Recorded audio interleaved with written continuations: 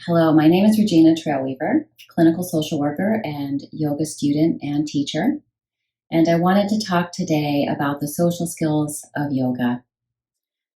We all need connection with others.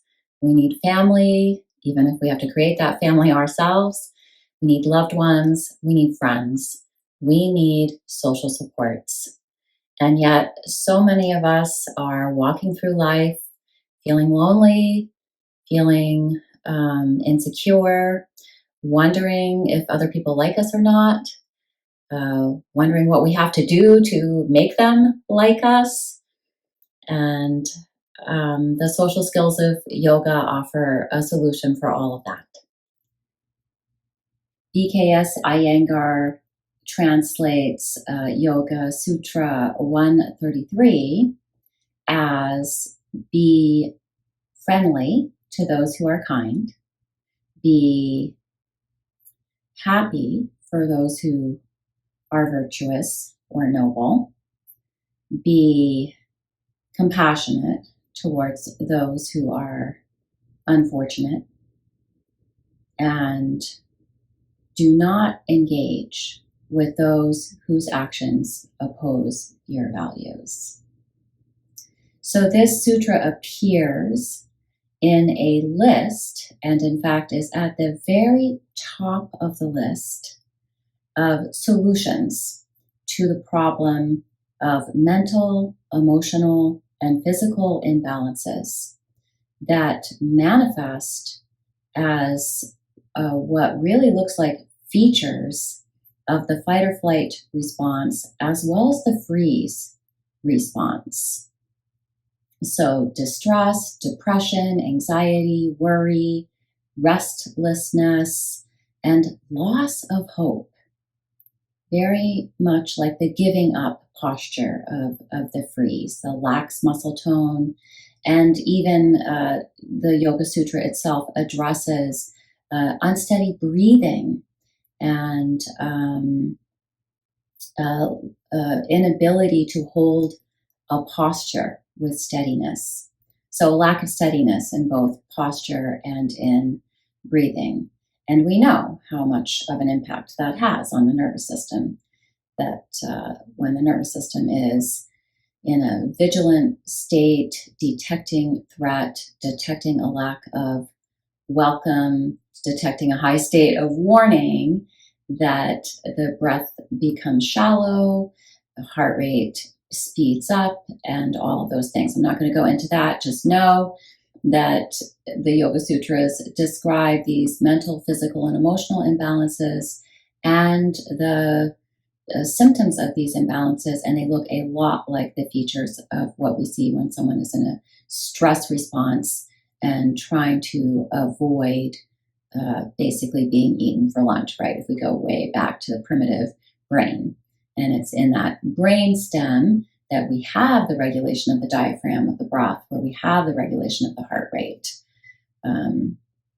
So interesting that this is a solution. So we might think that the first thing to do is to really, get to know yourself, take good care of yourself. And it does say that you will need to move through these obstacles in order to get to that place where you remember who you are and you remember your own wholeness. But the way there is not by going in, but by really practicing these yogic social skills of how we relate to other people. And by doing that we build up a neural circuitry, neural pathways within our own nervous system by being kind, by being equanimous, by being friendly, by being compassionate, by taking delight in other people's successes. And the very next sutra after these suggestions for how we can be more friendly to others, there is the very next yoga sutra is about breathing, and that you should focus on your exhalations. And if you have any familiarity at all with the practice of yoga or through mental health, maybe learning how to regulate the nervous system, we know that it's those exhalations that really calm and balance the nervous system. So even when we feel low energy, by emphasizing the exhalation, we create more space for the inhalation, thereby accessing more energy. But back to the social skills. Nishala Joy Devi translates the sutra as approaching this practice, the practice of the social skills, with a calm mind and an open heart. So calm mind, I think of the ventral pathways of the vagus nerve and sort of that recession of the jaw in towards the skull, that lift up of the occipital ridge where the sort of reptile brain is, the brain stem is there, creating space there, pulling in the ego so that you can be able to interact with other people from this place of calmness in the social engagement system. And then the dorsal pathways would create that open heart, that ability to tone through the core, to lift up and spread that chest and really open up the heart space where the dorsal pathways of the vagus nerve are.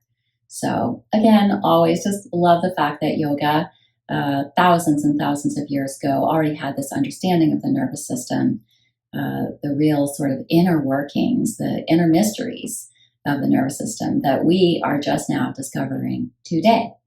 So with an open heart, with a calm mind, focus on these four things, being kind to those who are happy, as opposed to being friendly to those who are happy, but similar. Be kind, be friendly. Being friendly means being kind to those who are happy, and being happy for those who are virtuous or noble or successful in some ways.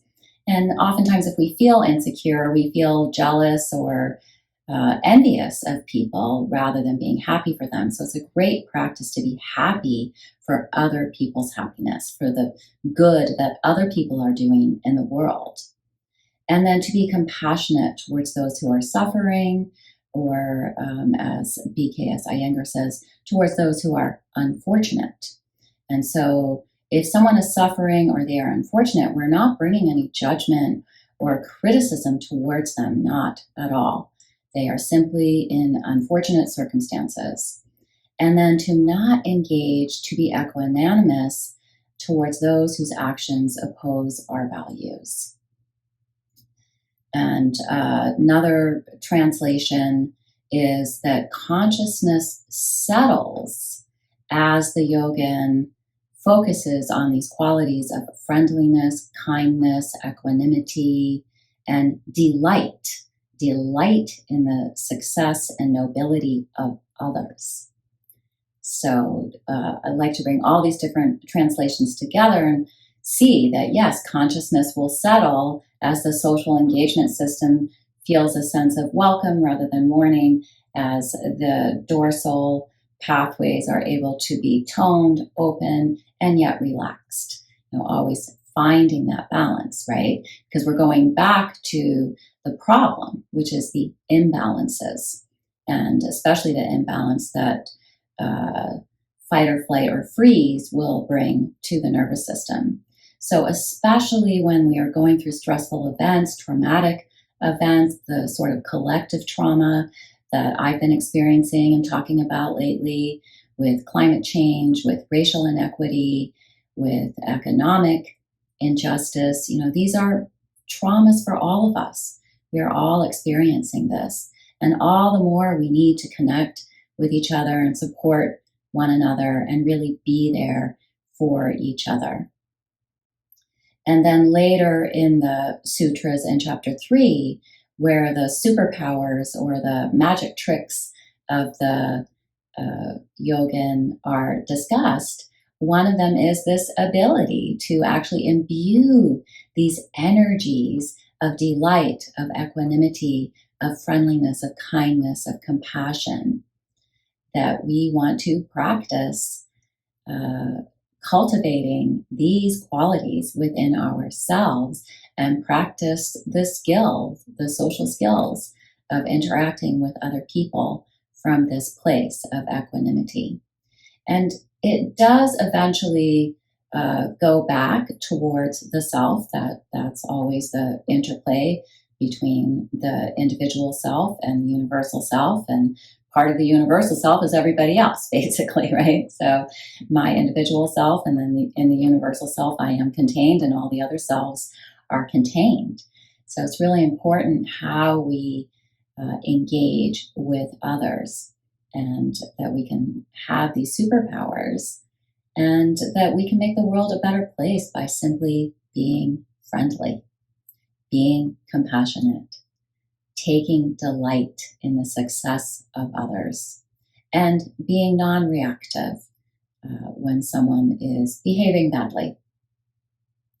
And that also, I just want to wrap up with that this requires consistent practice. And there we find abhyasa, the devotion, the dedication, the ability to every day take some time to be mindful of these skills, to think about how we can support ourselves in embodying these skills, to that we would actually be imbued with these energies. So that's abhyasa, the consistent practice. And then vairagya is the remembrance of the self, remembering your own wholeness. So they do all come back together in the end, that we will find our way back to our own wholeness. We will be able to balance out the imbalances. We will be able to overcome these obstructions of worry and restlessness and hopelessness. And we can do so. One of the ways that we can do this is by being friendly, being delighted, being kind, being compassionate, and being non-reactive, and maintaining our equanimity when things get turbulent. Wishing you much peace and love. Namaste.